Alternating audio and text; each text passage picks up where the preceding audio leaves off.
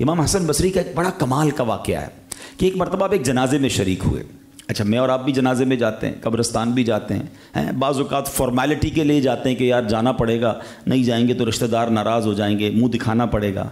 بزرگان دین اور اللہ والے اس لیے نہیں جاتے تھے, وہ عبرت حاصل کرتے تھے, ثواب کی نیت بھی ہوتی تھی اور اپنے لیے عبرت حاصل کرتے تھے.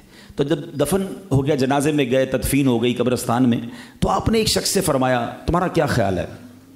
فرماتے ہیں آپ کا کیا خیال ہے جو بندہ ابھی قبر میں گیا ہے, کیا یہ دنیا میں واپس آنے اور واپس آ کر بہت زیادہ نیکیاں کرنے, نیک اعمال کرنے اور اپنے گناہوں سے توبہ کرنے کی خواہش نہیں رکھتا ہوگا؟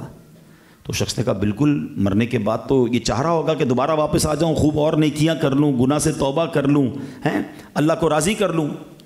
تو امام حسن بصری نے فرمایا پھر ہمارا کیا حال ہے؟ ہم تو موجود ہیں نا دنیا میں, وہ تو چلا گیا, اس کو تمنا ہے, ہم تو دنیا میں سانسیں لے رہے ہیں, ہم کیوں نہیں کر لیتے یہ کام؟ ہم اللہ کو راضی کر لیں, ہم توبہ کر لیں, ہم خوب نیکیاں کر لیں. اللہ اکبر, اتنی خوبصورت پریکٹیکل آپ نے مثال دی. اور پھر آپ یہ کہتے ہوئے اس قبرستان سے چلے کہ اگر دل زندہ ہو تو ان جنازوں سے بڑھ کر کیا نصیحت ہوگی.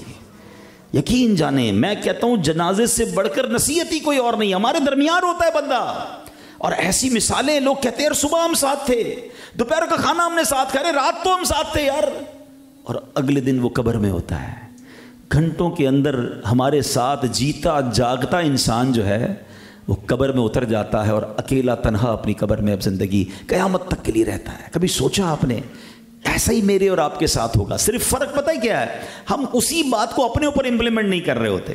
حالانکہ اگر غور سے دیکھیں نا, جہاں کفن بکتا ہے تو آج جو وہ کفن بیچنے والا کفن تیار کر رہا ہوگا نا, تھیلی میں پیک کر رہا ہوگا یا کاٹ رہا ہوگا یا لپیٹ رہا ہوگا, یہ اس بندے کا کفن پیک کر رہا ہے جو بندہ آج دنیا میں زندہ ہے.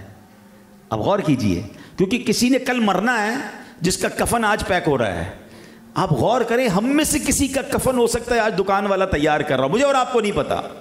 قبرستان میں عموماً ہر وقت قبریں کھود کے تیار رکھی جاتی ہیں, ایسا ہی نا 2-3 قبریں گورکن ریڈی رکھتے ہیں. آج قبرستان میں جو قبر کھودی گئی ہے نا جس کی بھی, وہ بندہ ابھی زندہ ہے. اب غور کر رہے ہیں, کسی نے مرنا ہے جس کا کفن بھی تیار ہے, جس کی قبر بھی تیار ہے, اور اس کو پتہ ہی نہیں ہے. وہ گھوم رہا ہے, وہ پھر رہا ہے, وہ مزے کر رہا ہے.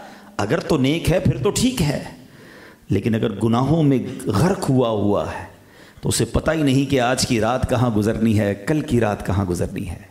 شاعر لکھتے ہیں نا, وہ ہے عیش و عشرت کا کوئی محل بھی, جہاں طاق میں ہر گھڑی ہو اجل بھی, بس اب اپنے اس جہل سے تو نکل بھی, یہ جینے کا اپنے انداز بدل بھی, جگہ جی لگانے کی دنیا نہیں ہے, یہ عبرت کی جا ہے تماشا نہیں. ہمیں پتہ ہی نہیں کب دنیا سے چلے جائیں گے.